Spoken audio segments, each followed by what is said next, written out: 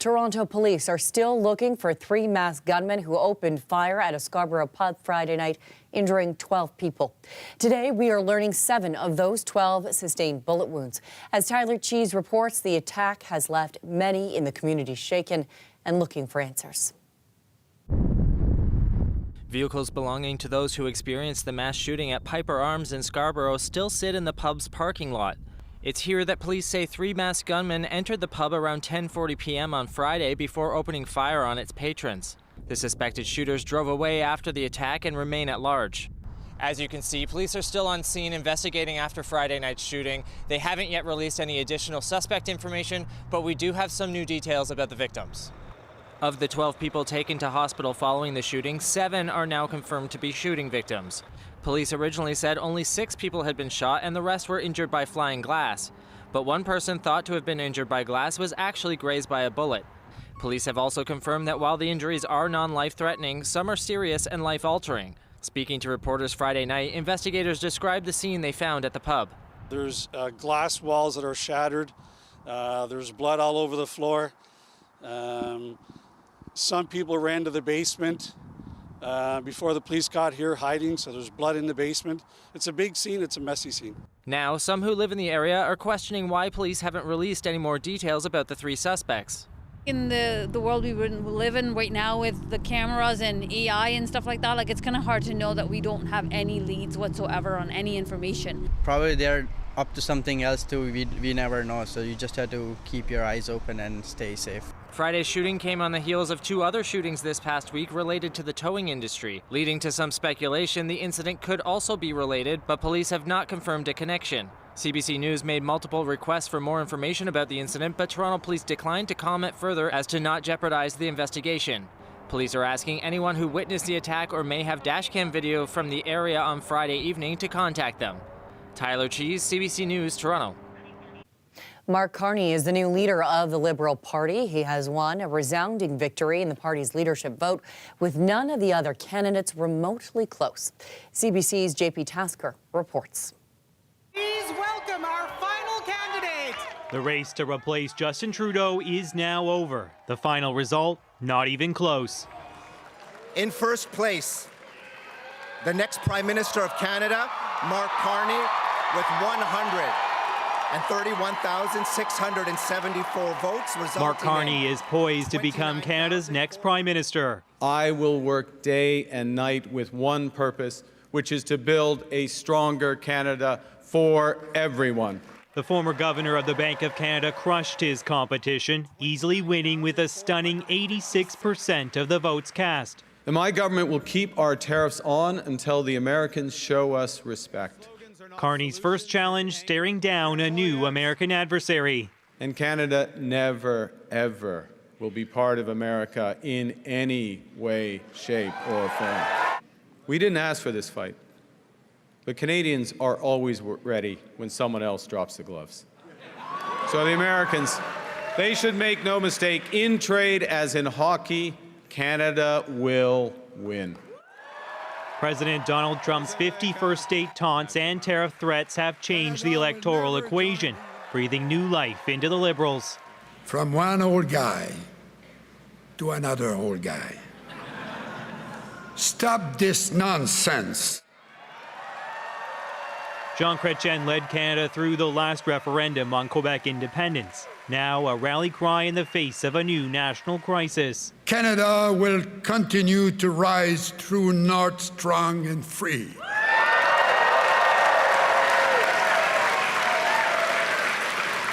Nobody will starve us into submission, because Canada is and will remain the best country in the world. Vive le Canada! And the outgoing Prime Minister Justin Trudeau came with his own patriotic parting message, urging voters to stick with the Liberals as Canada grapples with an historic clash. We're a country that will be diplomatic when we can, but fight when we must, elbows up. His successor echoing that message. When we come together, we build things that last, because we are Canada strong. Vive la Canada. Merci tout le monde.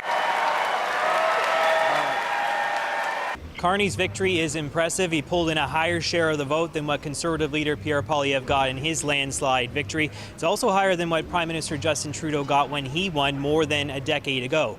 Those two men will sit down early this week to discuss the handover of power. Then Carney and his cabinet will be sworn in later this week, setting us up before a possible spring election. JP Tasker, CBC News, Ottawa. It has been a rapid entry onto the political stage for Carney, and for Canadians, there hasn't been much time to form an opinion on the new Liberal leader. Lisa Shing has this look at some first impressions. Elation for Mark Carney within the Liberal Party and mixed feelings among some Canadians. I'm excited for the new skill sets he can bring in. I wouldn't give him much hope, or the country much hope, if he's our next leader. We could have better options, but right now that's who we have, and I think he's pretty good. The new Liberal leader and Prime Minister-designate coming in during a critical trade war with the U.S. Who's ready to put Canada first? Even before Carney's win, Conservative leader Pierre Poilievre already on the attack at a packed rally. He likened Carney to Justin Trudeau and blamed him for the rising cost of living. Sneaky Mark Carney's going to try to pull a fast one on you. NDP leader Jagmeet Singh posting on X, "We will disagree on many ideas, priorities and policies, but we should always stand united in protecting our country." Polls suggest the top issue for many voters will be who can best take on Donald Trump. I don't think this change will make much of a difference. We need someone in there that can actually stand up to him, because we're just getting bullied around. Others say the former governor of the Bank of Canada and Bank of England is best positioned to fight a trade war. Who do you think is better suited to take on the situation from the South? If you had asked me in December, it would have been Pierre Poilievre. If you ask me today, I'm not quite sure, frankly. Why not? Because I think Mark Carney has the better credentials that we might need. I voted Liberal in the past. I voted Conservative in the past. But I'd like to see somebody who can bring Canada together and deal with the economic threats that we're having with the U.S. right now. And I think Carney's the guy. So I think we do agree that Poilievre is a good candidate. I just think Carney's better. Voters who now see Canada's political landscape in a whole new light. Lisa Shing, CBC News, Toronto. Well, the weekend saw the White House statements on tariffs, but critics say they didn't offer much insight on the overall tariff plan. Katie Simpson has the story.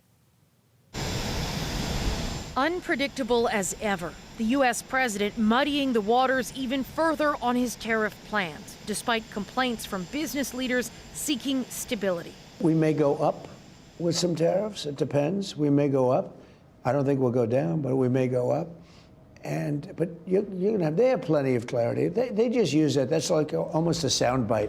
Canada's border security enhancements are not good enough, the Trump administration says, as it continues to make cryptically broad demands. If fentanyl ends, I think these will come off. But if fentanyl does not end, or he's uncertain about it, they will stay this way until he is comfortable. While Donald Trump's advisors make false and exaggerated claims to justify the tariffs. We launched a drug war, not a trade war, and it was part of a negotiation to get Canada and Mexico to stop shipping fentanyl across our borders.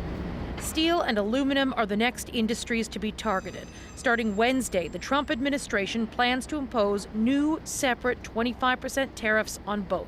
We want to be in a position that we were in 2 weeks ago, where we were exporting and importing from the United States without tariffs. In a dizzying start to his second term, Trump has threatened, paused, threatened, imposed, made more threats, and offered exemptions on tariffs.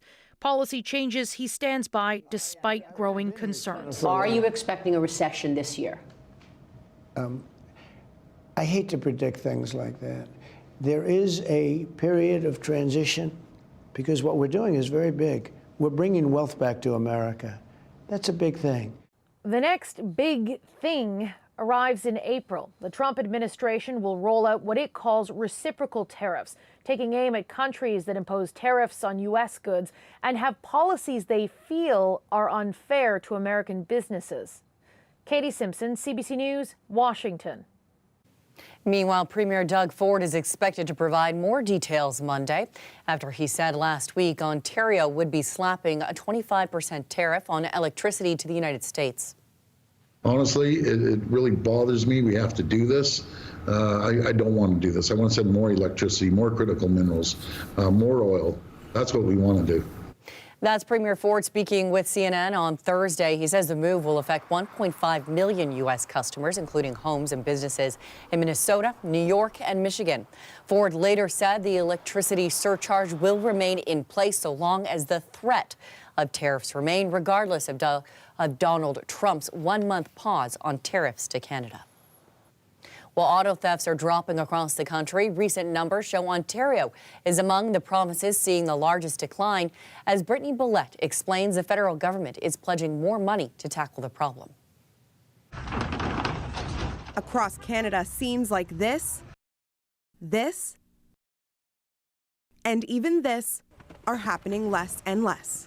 All in all, a year after our national summit on combating auto theft, we have made progress. We've made promising progress. We have more work to do. But we, as a group from the Government of Canada, are here today to tell you auto theft across the country is down by about 20%. They're coming right towards us. According to Equité, last year in this province, auto theft fell by 17%. That's 5,000 cars that weren't stolen. It's a dramatic difference from just a few years ago. Between 2021 and 2023, Equité says auto theft spiked by 48%. That's one car taken every 5 minutes. Many were calling it a national crisis. Government and law enforcement officials credit recent success to teamwork. This is a result of a lot of work by a lot of people across the whole of society. So not just police, not just provincial or federal police, the whole of society has taken on the issue of auto theft. And what we can see is with this cooperation and partnership, this reduction. But, you know, as the minister and as everyone said, we need to keep our foot on the pedal and we can't slow down on our progress. So the federal government this weekend announced more measures, over $1.1 million for 8 new projects to combat auto theft, things like AI monitoring, key fob protectors, and fingerprint authentication. These proposals explore new ways to detect theft, to track criminals, and to make systems harder to crack. Crime prevented is actually a better investment than one that needs to be investigated, prosecuted, and resulting in victimization. And while some say the progress and promises are great, there's worry more needs to be done to keep the number of thefts dropping and keep reoffenders off the streets. New technology, that's great, but they're just going to figure out how to get through that as well. It's not enough. They need to stay in jail. That's the only way things are going to stop permanently. The federal government says it's trying by strengthening bail provisions and promising to amend the criminal code and sentencing laws, a way to tackle repeat violent and organized crime offenders and pump the brakes on the problem. Brittany Billette, CBC News, Toronto. Residents remain displaced and officials are continuing to search for answers after last Thursday's fire in downtown Bowmanville. The municipality of Clairton's today saying that it is continuing to work through response and recovery measures. The scene of the fire remains under the investigation by the Ontario Fire Marshal. The region is supporting displaced residents. Meanwhile, volunteer organizations say they have received so many physical donations they are having a hard time managing. They're asking community members to donate money or gift cards instead.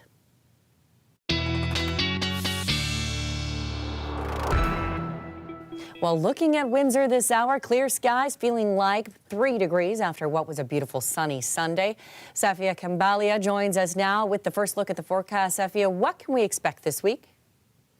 Natalie, thank you. If you liked the sunshine out there today, folks, you're going to love this week's forecast. It will have a warm up so nice. We're going to do it twice. Yes, 2 doses of spring-like warmth and plenty of sunshine. The patios may even be open around the region. Round 1 begins in earnest Monday into Tuesday with temperatures that are anywhere up to about 10 degrees above seasonal. Here's how it plays out. Monday morning, still a little bit of Arctic air and a bit of a chill in place. You're hovering around the freezing mark. By Monday afternoon, that warm sector really lifts up. You're into the double digits and even into the mid-teens into parts of southwestern Ontario. Still a little bit of a raw raw east wind off the lake, so cooler for those of you on the western end of Lake Ontario. Have a look at Tuesday's temperatures, though, all the way into eastern Ontario, nearly into the double digits. But can you see what's looming in the wings?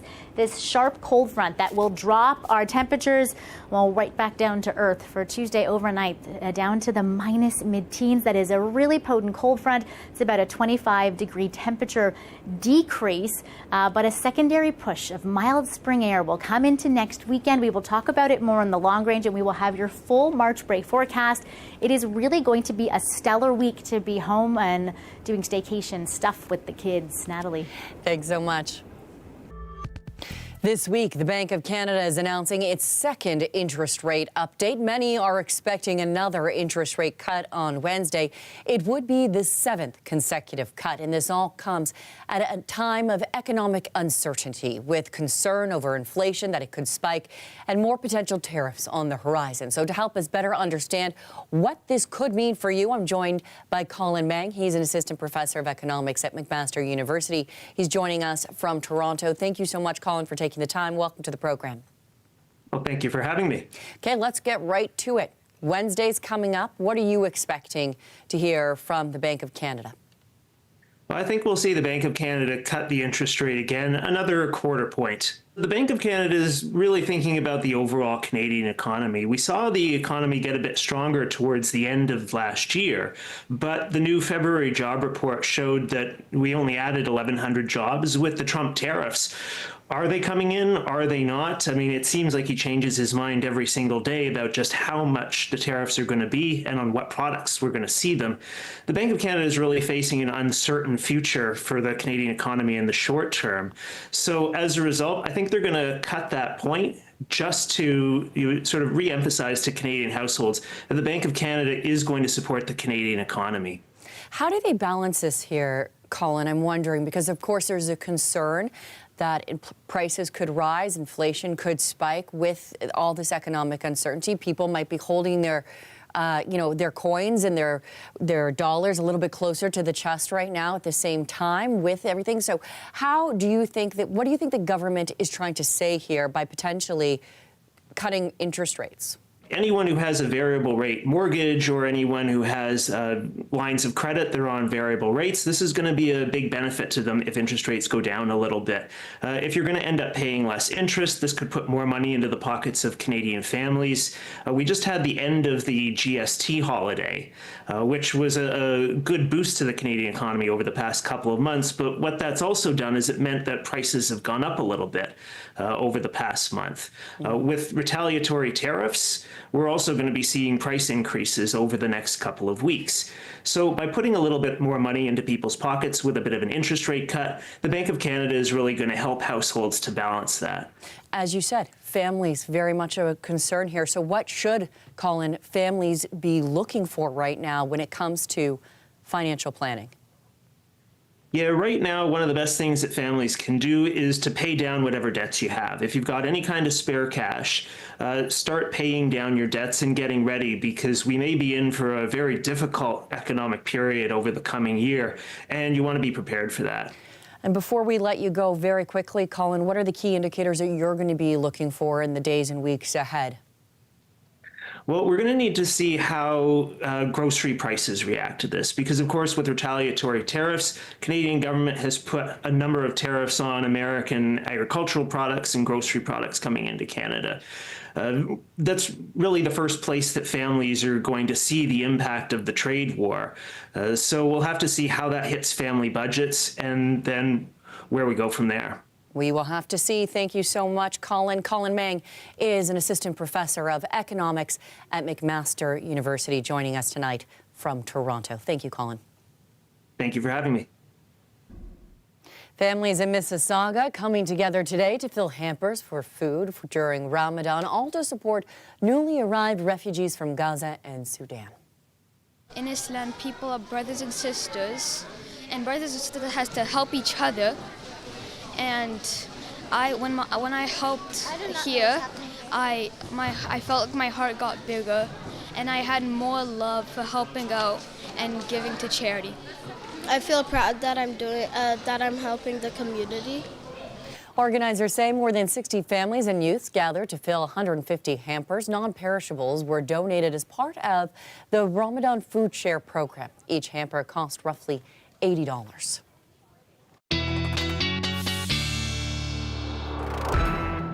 And let's take a look at Ottawa now. It's overcast, feeling like 0 degrees. Safia is back. The big question, will the warmer weather stick around for March break?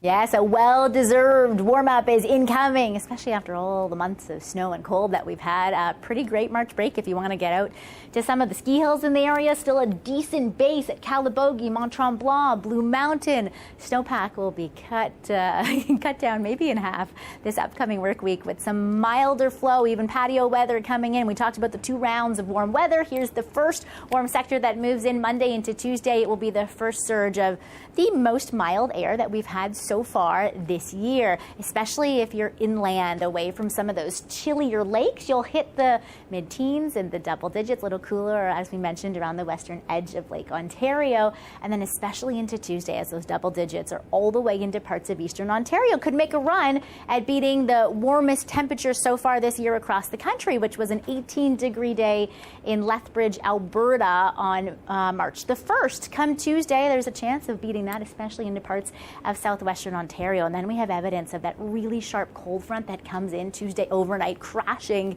and cutting into that warm sector, bringing us back down to the minus mid-teens. It comes with a bit of a roller coaster weather-wise as well. Some showers, a little bit of wet snow for Tuesday evening, and then a chilly day Wednesday, gradually improving into Thursday before this next surge of mild spring-like temperatures that rebound into next weekend, but it comes with a rainy price tag. You'll have on and off heavy periods of showers, maybe even a few rumbles of thunder, along with the warmest temperatures so far of the year. Look at that, 19 in Windsor on Friday, 17 in London, mid-teens in Hamilton. Continues along with that rain Saturday and into Sunday, but all in all, this is a pretty mild, stellar March break forecast. Here's the recap for you. Mild and improving Monday and Tuesday. There's your chilly day Wednesday, but still not too bad. Thursday, great day to be around town. And then we have our second surge of spring-like temperatures into next weekend. Natalie. Thanks so much, Sophia. And that is our show for you tonight. Thank you so much for watching.